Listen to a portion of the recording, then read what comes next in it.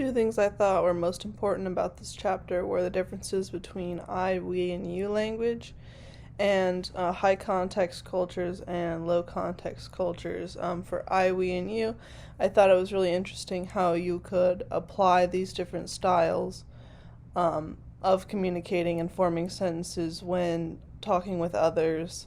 I know my dad always wanted me to say, use I statements whenever I was talking about my feelings or when I would ask for what I want. And I learned that in relationships, rather than saying you did this wrong, you need to change this, you can say it would really help me if this behavior could be addressed differently. And I think just the simple way that you phrase it can make a really big difference to somebody. And then with high context and low context cultures, I thought it was really interesting that we live in a low context culture where we have to say everything really directly. And I know my dad also told me to make sure that I would communicate as clearly as possible.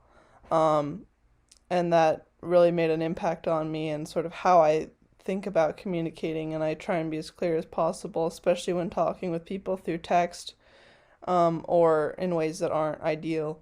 Um, and then for um, the high context, I just thought it was interesting that I noticed that some movies tend to do more of the high context sort of um, way of communicating, where the characters might not necessarily say exactly what they're feeling or thinking, but you're just supposed to fill in the gaps with whatever context there may be at that point. So, thank you for watching if you chose me.